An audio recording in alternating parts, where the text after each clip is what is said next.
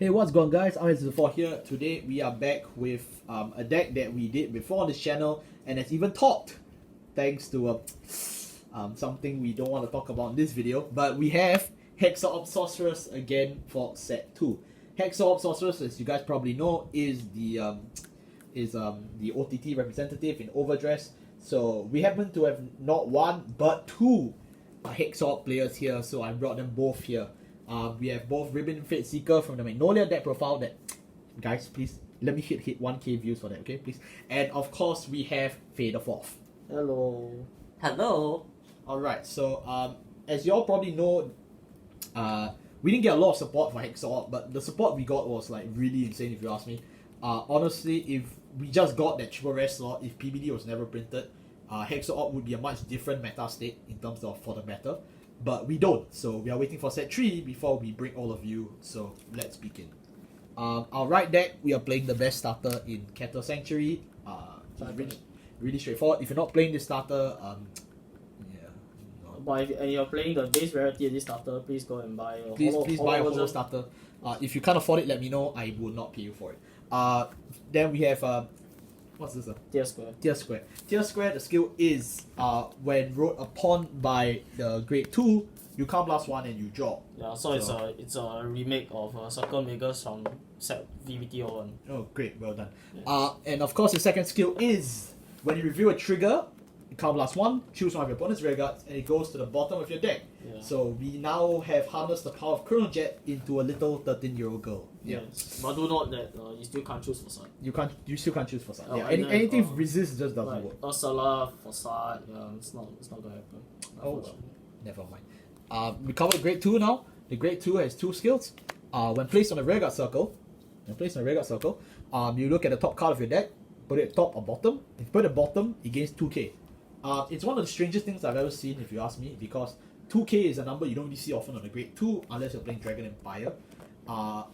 Eventually this card will, not be played in the main decks, but if you ask me, it's not that bad still. You still get some form of deck manipulation, and it's free, so yeah.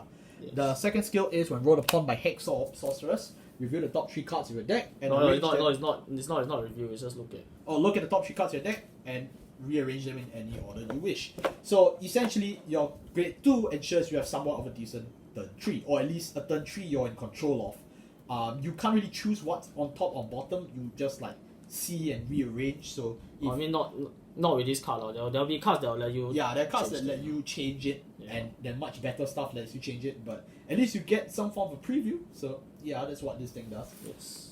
Then of course we have the grade 3 Hexaorb Sorceress. Yes. Okay, so Hexaorb Sorceress skill is very simple.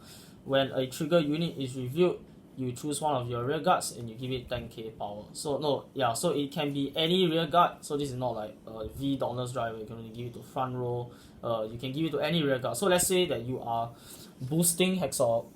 So let's say you are boosting. Let's say you are boosting Hexaorb with the best booster. Let's say you check a trigger. You can actually, so let's say the guy guards 2 to pass. You can actually just give the power to Hexaorb and then give the bonus power to Painkiller, and then the attack will hit through already. So basically, just pretend that the guy has to guard like 6 drive checks now, because if you're gonna go for that. It's a secret deck you can play if you have a booster. Yeah. So that's just a trick that you can use with the plus 10k of Hexaorb. It's one of the more lethal things Hexaorb has. Is just an instant doubling of triggers, and as you probably know, triggers are very impactful in this format. So I mean, yeah, so that's something you can do on turn 3 and turn 4. But the Turn most 4? turn 4. Turn Yeah, 4? but the most impactful thing that Hexaorb has is that when you persona, right, is once per turn. So you can actually use this at any time during your main phase. But so long as you persona roll this turn, you may counter blast 1, soul blast 1, and put a crit trigger or a front trigger from your hand and put it on the top of the deck. So yes, we have harnessed the power of Tetra Magus And on our Vanguard and God Hand Dragon at the same time. So yeah, so obviously this is absolutely lethal in certain cases, because you guarantee yourself a trigger as well as her first skill will also definitely activate. So yeah, it's really good. There are some nuances when it comes to the skill. Firstly, you put a card from your hand to top of the deck, and then you get +1 drive, so essentially you kind of net minus it off. You lost 1 card, but you gain 1 drive, so you're just digging it back. but you can choose not to put a trigger on top of the deck And just gain triple. and just gain triple drive. Yeah, which is already very, very insane for a deck that goes off so hard when you get a trigger.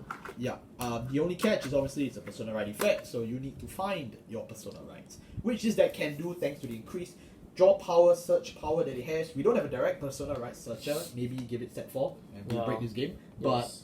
yeah, I think for what it has right now, it's certainly workable with this deck. I mean, if you get something on the level of the Monster Strike persona right searchers, You just need to adjust it, bro. yes, bro. Yes, bro. Okay, our grade 3 lineup, we have 4 copies of Hexaorb Sorceress, 2 copies of Mephisto, and 3 copies of Octaward. So let's break it down. Hexaorb at 4 because it's the persona right card, so literally if you don't play it, there's something wrong. Then we have Mephisto, which is a returning face for the deck, so yeah. So for Mephisto, the skill is just as good as it always was, and even now, thanks to the increased deck filtering, the deck thinning that we can do, she's more likely to go off. So her skill is that when a trigger is revealed, you may counterblast 2 and restand her and give her 5k.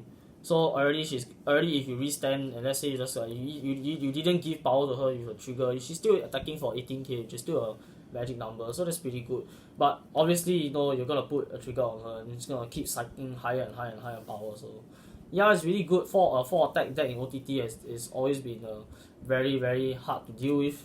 So and with just the amount of power that you can stack on her. But the best interaction with Mephisto is definitely the one with the over trigger, cause the over trigger, if you didn't know what it was, it gives all of your rear guards drive checks. So obviously, since Mephisto is a grade 3, she gains twin drive. So and note that her restand skill is not once per turn. So you can pay the cost. So every time you can pay the cost, which Hexaorb thankfully has gotten much easier ways to pay the cost without Facade. So you can just keep counter charging and then keep withstanding her by drive checking triggers until you have no more triggers left in deck and then your opponent wants to cry. Yes. Yes. Speaking of the ways to counter charge, we have Octaward Sorceress. Yes. Alright, so Octaward Sorceress basically is on the trigger reveal, you can just retire this unit and choose whether you want a soul charge or counter charge. So if you don't have any face down counter blast, you can actually choose to soul charge, and also she's another form of soft deck manipulation when you don't have your other deck manipulation pieces. And then you can also use her as a beater at the very beginning. Yeah. Yes. And then also because this deck actually does need soul a lot more. So the soul charge, don't disregard the soul charge and think, I only need to counter charge, because there will be a unit that is coming later on that soul will definitely make very important. There's one more thing we have to note, and that is that we obviously don't play the God of Keter Sanctuary Facade. Why do we not play Facade? We didn't even bring Facade, right? So Facade's the other box. Yeah, we left Facade. Forget about it. Why are we not playing Facade? We're not playing Facade for a very simple reason. Facade's an on-hit, and this is a deck that seriously needs its resources right now. So even if it's based on an on-hit with the great on-hit pressure and resist, but the fact that it needs the hit. So if it doesn't hit, you just lose the resources. Yeah. And we honestly can't afford that in this deck anymore. Or at least this deck can't. So that's why Octaward does have some form of value, because it's guaranteed as long as you pull a trigger, which is almost guaranteed. It's a lot better chances than Facade, if you ask me, where it's totally up to the opponent's court. You may say, your opponent just has to guard Facade. Yeah, but they will guard Facade. So yeah, that's pretty much why. I mean, there's really not much to say. Moving on to our grade 2s, we play what's the name of this girl again? Stellar is No, Pentaglyphs also. we play 3 copies of Pentaglyph, 4 copies of the Modern King Owain, as well as 4 copies of Stellar Razor Angel. This was the last double rare revealed for Keter Sanctuary, so if you don't know who she is, it's understandable. Yes. Let's break it down. We've already discussed this girl from the right deck. Then now I will talk about Owain. King Owain is the strongest rare to be printed in Dbt02, and here's why. When placed on the Vanguard Circle, if your Vanguard is Hexaorb Sorceress, you Soul Blast 1, you look at the top 2 cards of your deck, you can choose to put them on the top or on the bottom. It's just a Soul Blast, and you easily get to choose where they go. top to bottom. If you want one on top, one on the bottom, you can do so. You want both on top, you can do so. You want both at the bottom, you can do so. Really, it's just good. And the thing is that it would have been good even if that was just its skill. It has one more. Whenever you reveal a trigger unit, you counterblast 1 and this unit gains 10k power. This is even on top of Hexaorb's additional 10k. So this card is both really good when it's placed and really good as a contouring body on the field. If you are starting to think of Alden, very good. This is essentially your Alden. Yes, Alden is more of a hard plus, whereas Hexaorb's more just rearranging. But when you rearrange for a deck there's just so little based on its top decks, you're essentially getting the same effect off. This is a must play, 100% must play at 4 for any Hexaorb deck. So, and it's a rare, so you seriously can't afford it. If you can't afford it, let me know. I won't pay for it. You should buy it. Next up, we have Stellar Razor Angel, which is a bit of a surprising pick. Her skill is, if you have no face-up damage in the damage zone, this unit gets 5k power. Alright, so normally a lot of people will be asking, oh, but isn't an attacker that plus 5k quite weak? I would say that for something which is as free as her in a resource intensive deck, she's definitely something you should consider including, especially with the high amount of counterblast users that we have in this deck. For example, our Vanguard skill uses a counterblast, Lepisto uses 2 counterblasts, and Owain himself uses 1 counterblast, and the upcoming Diaglass Sorceress also uses counterblast. So what happens when you're out of counterblast? Do you just not plus anymore? No, you have Stellar Razor. And to top that off, Stellar Razor is a good early game aggression, in the sense that when you use Pentagleam skill, you counterblast 1 and you effectively Not Pentagleam, Tier Square. Oh, sorry, Tier Square skill. You counterblast 1 and you can immediately play her. So, in terms of you know, wanting the CB or not, it's not really a different story. On turn 2, you can use this girl, or if you have 2 damage, you can use Diaglass as well. And you can get 3 pluses, which we'll get to in just a bit, and at 15k beta. And at any stage of the game, you can just, you know, flip all your CB face down, especially mid-battle, stuff like Owain, or with stuff like Lepisto, and you just get the extra 5k. And I know why people don't like this card. Oh, but you're taking up an attacker slot. But you must understand, you don't have full access to your whole deck every turn. There are times where you just don't have them, or you only have 1 attacker. You can always play this as well. Early game, it's a great aggressive tool, especially for a deck that can certainly end you pretty well on turn 4 if you've been putting up the aggression for the past few turns. Yes. Not to mention, if you're worried, oh, if I CB all just for this, then I run out of resources. No, because as I just said, we do have resource management in the form of Octaward. Or if you have Fossard, you could play him even, because there's nothing wrong with Fossard. So, really, this card is more of a fringe option. I would say almost tech, if you can call it that. It's more of a choice whether you want to play this or not. This is really for more aggressive Hexaorb, but if you don't wanna, you can just not, it's fine. But for us, if you want to play aggressively, this is definitely the card to go. Will this card stay long in the deck? Most likely no, especially when Hexaorb gets its next double rare and triple rare.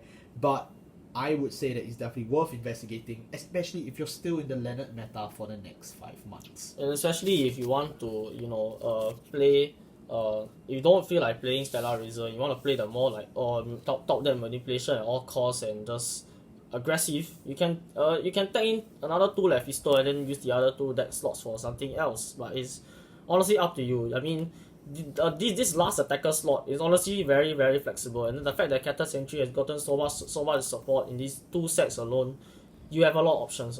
I mean, if you want to play Blaster Dart, go ahead. Yeah, Blaster Dart honestly is actually not bad for this deck, because your drive checks can be so explosive, so can always be good. Yeah, there is a variant with Blaster Dart as well as Blaster Javelin Hexaorb. Whether that's good or not, I won't be covering it unless you want me to. Our grade 1s, we play 1 copy of Tier Square, 4 copies of Painkiller, 4 Diaglass, and 4 Stronger PG. Oops, I moved this too far. Okay, this is from the right line. This is the Stronger PG. There's really not much to say. And now we'll move on to the rest of the deck. We'll start off with obviously the new inclusion, which is Diaglass Sorceress. Alright, so for Diaglass Sorceress, her skill is counter on place if your Vanguard is Pentagleam Sorceress or Hexaorb Sorceress, counter +1, discard a card, and then you get to look at the top two cards of the deck, and you can choose to call any two of them and put the rest back. So why is this card really good? She allows you to effectively plus to the board, and also right, she can be used to combo into your key pieces such as Owain or Pentaglim even, because Owain's skill is an on place, so you can just call Owain down, Soul Blast 1, and you can look even further into your deck. So that's really very good value out of her. And to top it off, she's a grade 1 booster. So that means if you use her to boost someone like say Stellar Razor Angel or even Hexaorb to just do the trigger trick, that is magic numbers everywhere. To top it off, really there's no reason not to play this because it's quite free. You count +1 then discard 1, so effectively go to a -2 kind of, but you kind of -1 because you do have this on board. Look at the top 2. If you like the cards on top, you can keep them. If you don't like them, you call them. And if you don't like the card, it means it's more likely than not a normal unit. So you just got +2 new attackers and boosters on the field ready to rumble. I mean, the worst case scenario is the PG, but to be honest, it's already a 6k body for free, and you did remove it from your deck, so it's deck thinning. Yeah, and then thing about Diaglass that it's a complete choice whether you want to take the card out of your deck or not. Like you can just leave it there and drive check it, or you can just call it. It's up to you. Yeah, it's very flexible, very good if you ask me. Really helps the whole early game part of Hexaorb. In set 1, Hexaorb had a real problem of, this deck doesn't do much until turn 3 or turn 4, then we pop off. Or I have too many triggers, I have too many normal uses clogging my deck. Not anymore with Diaglass Sorceress, available at just $1 to $2 because it's that cheap. So. Yeah, because it's also locked to only one boss. Yeah, so do pick it up if you're playing Hexaorb. It's good. It's like always, everything they support is cheap and really good. Yes. Next up, we have Painkiller Angel. It's a returning favorite from the first set. Its skill is very simple. When at the end of the attack that it boosted, you Soul Blast 1 and retire to draw a card. So for a deck like Hexaorb, this draw not only means that it's a free card in hand. I mean no, it's just a cycle, but also it means thinning your deck of normal units because you want to hit the triggers as fast as humanly possible in order to end the game as fast as humanly possible. And also you can also do it for the Hexaorb trigger trick. So you just put it behind the Vanguard and then it gains extra power, and then you can trick your opponent into guarding less than they actually needed to, and then you can win the game from there. Blah. And also because the fact that Hexaorb is still a Persona right based deck, you do want to cycle through your pieces as fast as possible. So this essentially is a cycle 1, which does help. Being a grade 1 means it's also very usable for early rush. So really you add the 2 and 2 together, there is no better card right now that can do that. I understand that there is a common that does almost the same thing. When placed Soul Blast 1, you discard a card. If you do, draw a card. Yeah, I mean, it's not a bad substitute if you ask me, but I still prefer this because it's a good card, yes. But the other card is also not that bad. So if you can't afford this, you can buy that. It's not that bad. I guess it's the same dilemma as like playing Aramo or playing Gojo in the past. It's whether you want main phase filtering or you want end of battle filtering. It's up to you. But I guess the other thing is also that when you filter with Painkiller, you kind of know that the card you're sacrificing is Painkiller, whereas for the grade 1, the card you're sacrificing is another card in your hand. So, yeah. And as for the grade 1, the case is that Melkoko is a body on the board, which against decks which can retire very effectively, like for example Prison or Eugene, even though some of them are meta, some of them are not. Or if you want live the in choice. If you live in a Leonard society, Yes. you just don't want bodies on the board. So this is clearly your better option. Fear Leonard. Then we have our grade 0s. Yes. We play the best starter in Keter Sanctuary. Sorceress. We play DOT. We play 8 crit, 3 front, the shield one, and 4 heal. Let's break it down. OT, cause OT, very good OT. Starter, very good starter, please buy it. Heal, because we want to heal, we want to live. Yeah, Scarf by Vanguard, want to play. We play 8 crit. We want to end the game as fast as possible. I know this isn't Dragonic Overlord, but you do want your crit stacking.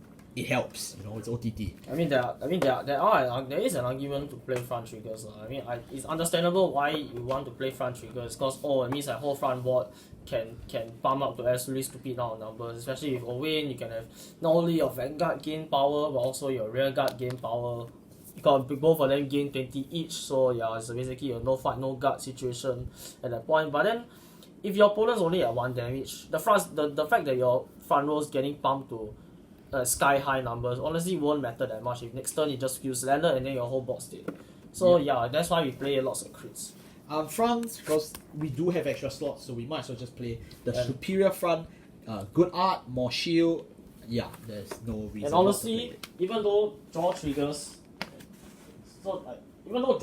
technically can be useful. Wow, flex Even though draw triggers technically can be useful in the deck, so the same reason why we said the Painkiller Angel was good in this deck.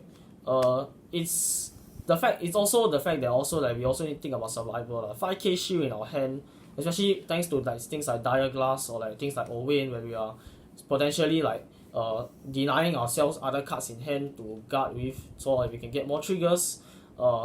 Reducing the amount of shield in your hand can definitely be very detrimental to your game plan, even though it will help you cycle through your deck. Yeah. And that actually covers it for Hexaorb. I was not expecting this video to be this short actually. I was expecting a lot longer than that. But yeah, thank you all for watching. This is Hexaorb Sorceress for set 2. Just like every other deck in Keter Sanctuary, there's really more than one variant. This is more of a aggressive based build because of the fact that we play stuff like this. But really, honestly, there are multiple ways to play. You just need to have the must plays, which definitely are, in my opinion. You need to be playing Owain, and you need to be playing Dire Glass. As long as you have those at 4 each, honestly, the rest of the deck just floats in between your budget, what you prefer, and what's a nicer art. It's really up to you. Thank you all so much for watching. I'll see you all next time. Goodbye. Bye bye. Bye bye.